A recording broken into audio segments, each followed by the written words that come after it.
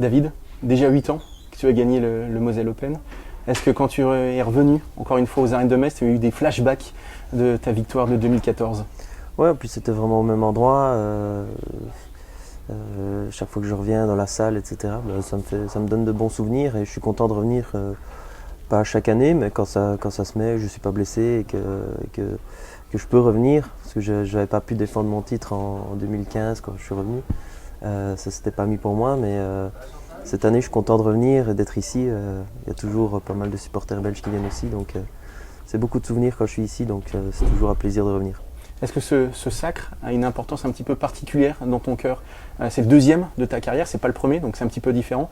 Mais comme c'est en France, est-ce que justement ça revêt une petite importance en plus? Oui, bien sûr. Je me rappelle qu'il y avait vraiment une bonne ambiance et que j'avais vraiment très très bien joué cette semaine-là. Donc on se souvient en général de chaque titre et de chaque finale et je me rappelle très bien. Et puis le trophée est à la maison, donc quoi qu'il arrive, d'avoir gagné ici, ça restera toujours un endroit spécial. 6e titre cette saison du côté de Marrakech. Quand on connaît ton parcours, on se dit que 6 titres, est-ce que tu estimes que c'est pas assez? Forcément, tu vas me dire oui, mais c'est vrai que 6 titres par rapport à tout ce que tu as fait, on a l'impression que c'est pas forcément ce que tu aurais dû avoir. Oui, ça dépend un petit peu les moments de ma carrière. Il y a des moments où je visais un peu plus les gros titres, les gros tournois et de bien performer là-bas. Donc parfois, on met un peu moins, on met les 250 un petit peu entre parenthèses pour préparer les plus gros quand on a pour objectif d'essayer d'aller plus loin. Mais parfois dans la saison ça se met bien, on est en forme dans des 250 et on arrive de temps en temps au bout et voilà, j'ai pas de regrets. 6 titres c'est déjà pas mal et après il y a tout le reste, il y a eu d'autres beaux résultats qui ont fait ma carrière. Donc, et elle n'est pas finie, j'espère encore, pourquoi pas cette semaine, aller loin encore et on verra bien, on fera le bilan à la fin de ma carrière. Justement, tu parlais des gros tournois. Est-ce que cette défaite en quart de finale de Wimbledon contre Cameron Norrie est enfin digérée?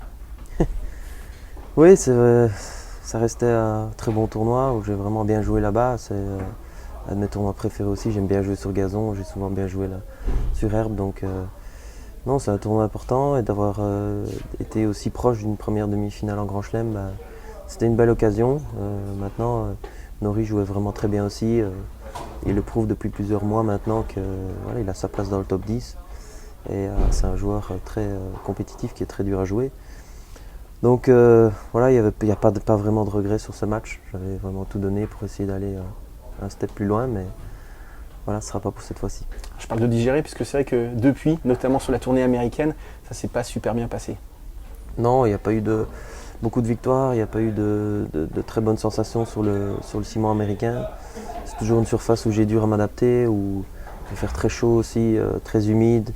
Ça peut aller assez vite avec les conditions. Donc quand on n'est pas bien dedans, on n'a pas de très bonnes sensations. Et c'était difficile de trouver le bon rythme. J'ai réussi à bien me préparer pour l'US Open, à faire un bon match, mais j'ai pas réussi à bien terminer comme Musetti, mais c'était un très bon niveau là-bas. Et puis après, j'ai retrouvé de bonnes sensations ici avec la Coupe Davis la semaine dernière, avec 2 matchs gagnés qui me font du bien pour commencer le tournoi ici. Justement, on a l'impression que tu retrouves vraiment cette saison en 2022, ton jeu qui t'a permis d'être top 20 pendant plusieurs saisons. Il y a eu ces défaites, tu l'as dit, contre Musetti, mais même en Coupe Davis, et même avant, contre Nadal ou à Marrakech, on sent que le David Goffin de 2017 n'est peut-être pas si loin. Oui, je pense qu'il n'est pas si loin, ça demande juste un peu plus de confiance et le tennis, très vite, il peut revenir, comme après 2-3 bons matchs. À Marrakech, tout de suite, je jouais du très bon tennis jusqu'à la victoire. Et puis, ce qui a enchaîné les tournois sur terre, puis le gazon, avec la confiance, le tennis est tout de suite là. Donc, un petit déclic et ça peut vite changer. Donc, je sais qu'il est là. Je suis plus blessé cette saison, donc ça, c'est déjà bon signe. Et on va essayer de se réinstaller de plus en plus constant, comme j'ai pu le faire à partir du mois d'avril jusque juillet. Qu'est-ce que ça te fait d'affronter sans doute demain Gilou au Moselle Open pour l'un de ses derniers tournois de sa carrière? Je suis en même temps content et pas content parce que c'est toujours un joueur difficile à jouer.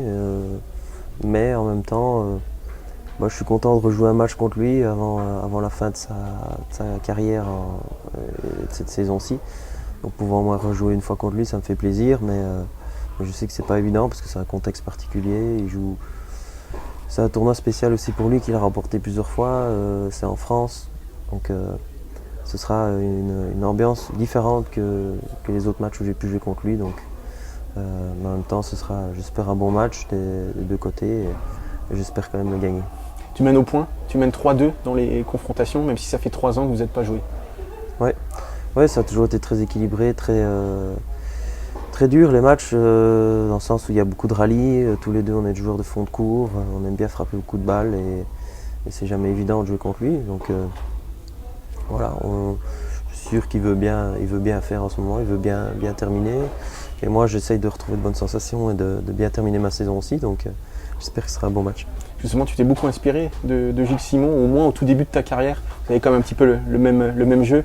À un moment, vous appelez un peu les clones, les jumeaux. Oui, et quand on s'entraînait ensemble, c'était pas évident. Et puis j'ai souvent pris comme exemple parce que voilà, ça a toujours été une référence sur le circuit. Il fait partie de ces piliers du circuit où quand on arrive à battre ce genre de joueur, on dit qu'on passe toujours un cap au niveau du jeu ou du classement, parce que ça fait partie des joueurs qui sont ultra stables et constants, et quand on arrive à les battre, ça veut souvent dire quelque chose, comme il y a quelques joueurs comme ça sur le circuit qui symbolisent certains caps dans la montée au classement, et lui en était un. C'est toujours un joueur, comme j'ai dit, très dur à jouer, et il en a embêté plus d'un, jusqu'à être top 10, top 7 peut-être. Donc voilà, je m'attends à un match difficile et j'espère que ce sera du bon tennis simplement. Tu dis que tu veux bien finir en cette fin de saison 2022. Je suis sûr que tu as envie de rester en 2022, puisqu'en 2023, il n'y aura plus Gilles Simon, il n'y aura plus Roger Federer, deux joueurs qui t'ont énormément marqué. Bien sûr, ça fait après l'annonce de Federer, Gilles qui l'avait déjà dit il y a quelques mois, Joe qui a arrêté aussi. Donc, non, il y a toute une génération de plus anciens qui, petit à petit, déjà cette année, il y en a plusieurs, et bientôt, il y en a certainement d'autres qui vont arrêter, mais c'est vrai qu'il y a un petit changement de génération là, et ça fait quand même un choc, parce que j'ai quand même suivi depuis tout petit toute sa carrière quasiment, et puis je l'ai rejoint sur le circuit, et on a fait des matchs ensemble, donc que ce soit Federer ou Gilles Simon, ça me fait quand même quelque chose. Merci beaucoup David.